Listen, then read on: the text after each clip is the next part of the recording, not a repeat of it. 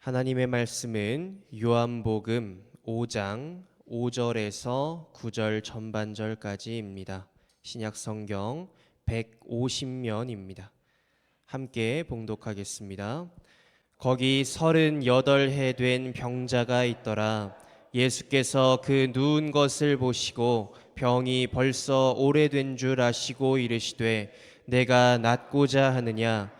병자가 대답하되 주여 물이 움직일 때에 나를 못에 넣어주는 사람이 없어 내가 가는 동안에 다른 사람이 먼저 내려가나이다. 예수께서 이르시되 일어나 내 자리를 들고 걸어가라 하시니 그 사람이 곧 나아서 자리를 들고 걸어가니라. 아멘. 종종 뉴스를 보다 보면 식물인간이 된 가족을 포기하지 않고 끝까지 정성으로 병간호하여서 기적적으로 회복된 사건들을 보게 됩니다. 얼마 전에도 한 기사에서 중국의 한 남성이 10년간 식물인간으로 지내다가 아내의 헌신적인 노력으로 기적적으로 깨어났다라고 하는 기사를 보았습니다. 심정지나 뇌손상 등의 이유로 온몸의 운동 기능을 상실한 그 상태를 일컫는 식물인간은 현대의학으로는 여전히 치료할 수 없는 병이라고 합니다. 그러나 포기하지 않는 가족의 사랑과 헌신으로 기적 혹은 하나님의 은혜라고밖에 설명할 수 없는 일이 일어난 것입니다. 만약 이 가족들 중 한 명이라도 이 남성을 포기했거나 또는 이 남성 스스로 비록 의식은 없지만 살아갈 의지를 놓아버려서 회복하고자 하는 의지를 잃어버렸다면 불가능한 일이었을 것입니다. 이처럼 포기하지 않는 것은 때때로 설명할 수 없는 기적과도 같은 일을 만들어내곤 합니다. 물론 포기하지 않기 위해 너무나도 지난하고 힘들고 절망과도 같은 하루하루를 견뎌야 하겠지만 포기하지 않는 자에게 언젠간 빛이 온다는 교훈을 얻을 수 있는 사건입니다. 오늘 말씀에서도 38년이나 된 병자에 관한 이야기가 나옵니다. 이 병자는 베데스다라고 불리는 연못 근처에 자리 잡고 있었습니다. 이 연못은 천사가 가끔 내려와서 물을 움직이게 하는데 물이 움직인 후에 가장 먼저 들어가는 사람의 병이 낫게 되는 곳이었습니다. 이 병자가 베데스다 못 근처에 38년간 있었는지 혹은 38년의 시간 중 어느 날 베데스다 연못의 소식을 듣고 근처에 자리를 잡았는지는 알 수 없습니다. 그러나 분명한 것은 이 병자는 자신의 병으로부터 치료받기 위해 베데스다 연못 근처에서 포기하지 않는 마음으로 기다리고 있었다는 것입니다. 그리고 오늘 말씀에서 이 병자는 예수님을 만나게 됩니다. 예수님은 이 사람을 처음 보시고 무엇이라고 말씀하셨습니까? 6절 말씀입니다. 예수께서 그 누운 것을 보시고 병이 벌써 오래된 줄 아시고 이르시되 내가 낫고자 하느냐. 예수님은 38년간 병을 앓아온 이 사람에게 내가 낫고자 하느냐라고 질문하십니다. 사실 이 질문을 있는 그대로 생각해 보면 참 이상한 질문입니다. 낫고자 하지 않았다면 어째서 그 자리에 있었겠습니까? 또 38년이나 병을 앓고 있던 사람에게 너가 낫고 싶느냐라고 물어보는 것이 사실 너무 당연한 것을 물어보는 것이라 생각될 만큼 이상한 질문입니다. 그럼에도 예수님은 내가 낫고 싶으냐라고 물어보셨습니다. 그 이유는 예수님이 바로 이 병자의 의지를 보고자 하셨기 때문입니다. 38년이라는 시간은 사실 정말 긴 시간입니다. 올해로 제가 만 나이로 30살이 되었습니다. 여기 계신 분들이 들으신다면 웃으실지도 모르겠지만 저는 이 30년이 정말 길었구나라는 생각이 들 때가 있습니다. 그런데 제가 살아온 이 시간보다도 8년이나 더 긴 이 38년이라는 시간을 병자로 지냈다면 어떻겠습니까? 그냥 내가 가진 병이라고 내 몸의 일부라 생각하고 체념했을 수도 있고 그냥 이러고 살지 뭐 라고 적응했을 수도 있는 시간입니다. 혹은 낫고자 하는 간절함이나 뭔가 의지보다는 그냥 낫고 싶다는 습관적인 생각 정도로만 남아 있을 수도 있었을 것입니다.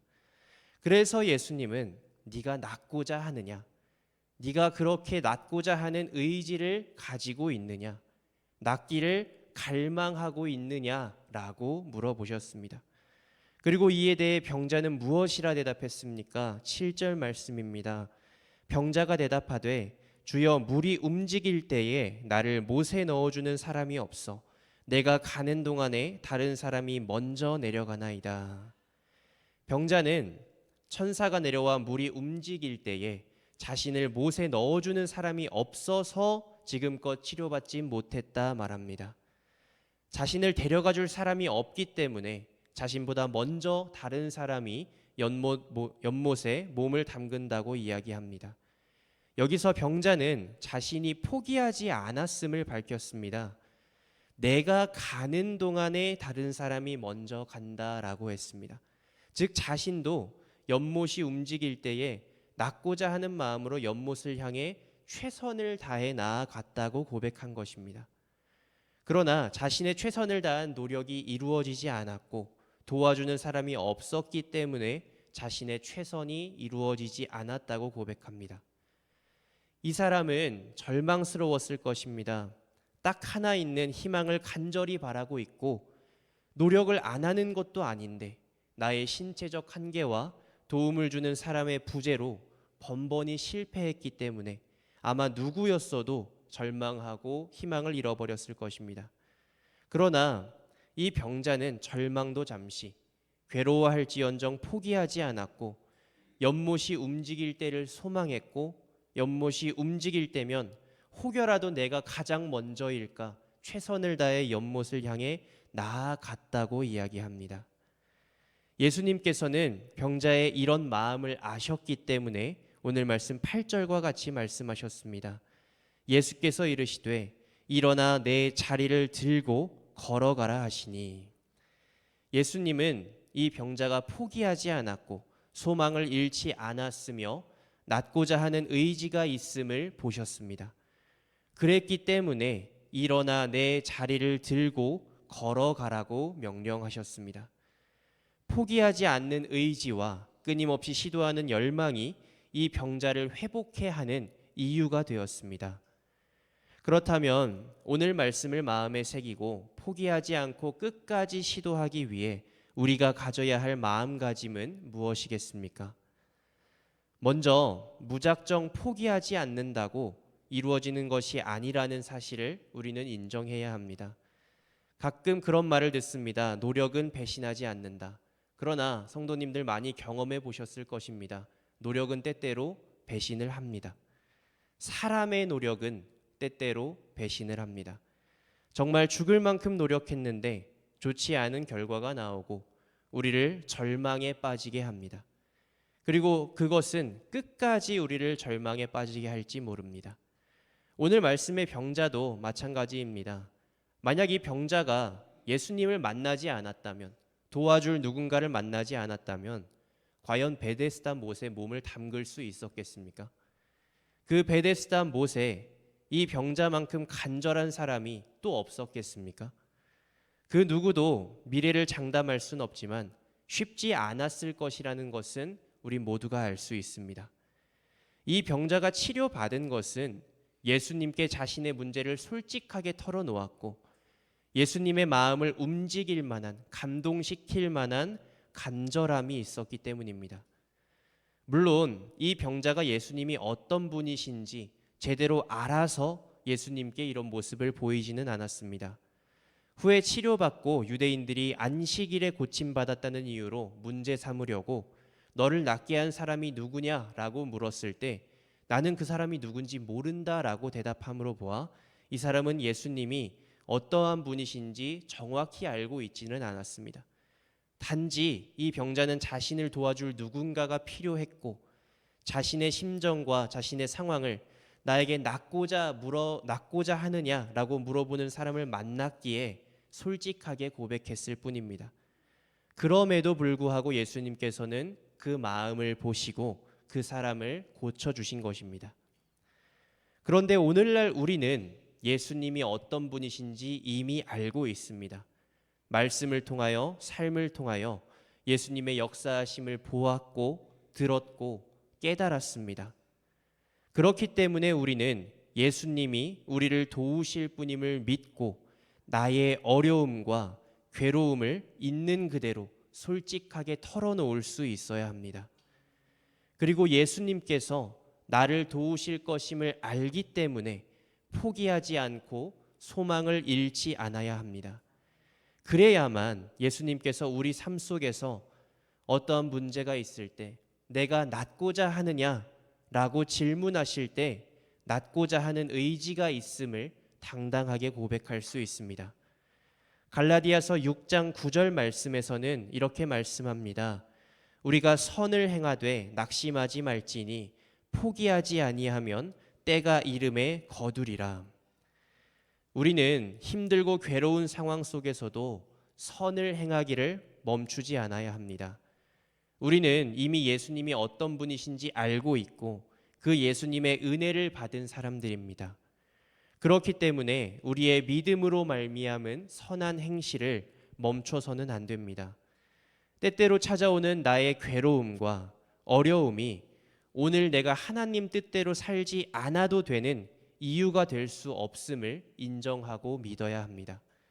또한 내가 괴로움 속에 있더라도 하나님의 뜻대로 살아내는 것이 곧 하나님이 나를 도와주실 것이라는 확신을 잃지 않았음을 증거하기에 우리는 포기해서는 안 됩니다. 그리고 이렇게 포기하지 않는 믿음을 가질 때에 때가 이르고 거두게 됨을 확신하는 믿음을 가져야 합니다. 물론 이 때가 언제인지 우리는 알 수 없습니다. 오늘 말씀에 나온 병자처럼 수십 년이 걸리는 일이 될 수도 있습니다. 그러나 모든 것은 하나님의 계획하심 속에 있고 하나님의 때는 우리가 측량할 수 없습니다. 그러나 우리가 포기하지 않고 선한 행실의 씨앗을 뿌리고 믿음의 씨앗을 뿌리며 인내의 씨앗을 뿌릴 때 기쁨으로 거둘 날이 올 것입니다. 그렇게 성도님들, 울며 씨앗을 뿌린다 할지라도 반드시 기쁨으로 그 단을 거둔다고 하신 하나님의 말씀을 의지하고 확신하시기를 소망합니다. 우리가 포기하지 않아야 하나님도 우리를 위해 일하심을 믿으시고 하나님의 때를 앙망하며 기다리는 성도님들 되시기를 주님의 이름으로 소망하고 축복합니다. 기도하겠습니다. 긍휼하시며 인자하신 주님, 이 시간 우리의 소망이 되어주시는 주님의 이름을 높이며 나아갑니다. 삶의 고난과 역경이 찾아올 때에 한탄하더라도 주님 앞에서 한탄하고 절망하더라도 주님 앞에서 절망하며 슬피 울더라도 주님 앞에서 우는 믿음이 있기를 소망합니다. 갓난아기가 그 부모를 바라보듯 우리의 도움이신 주님을 바라보고 주님을 의지하며 주님께 우리의 모든 것을 믿고 맡길 수 있는 믿음을 허락하여 주시옵소서. 끝까지 포기하지 않게 하시고 인간의 노력은 때로는 배신하나 하나님의 열심과 하나님의 노력은 우리를 배신하지 않음을 믿고 나아가게 하여 주시옵소서. 주님의 때를 소망하며 나아갈 때에 기쁨으로 단을 거둘 날을 허락하실 줄로 믿고 감사드립니다. 우리의 유일한 도움이시며 인도자 되시는 주님의 역사하심이 우리 삶에 충만하도록 역사하여 주시옵소서. 감사합니다. 주님, 사랑합니다. 그 무엇보다 공의로우시며 정의로우신 우리 주 예수 그리스도의 이름으로 기도드렸습니다. 아멘.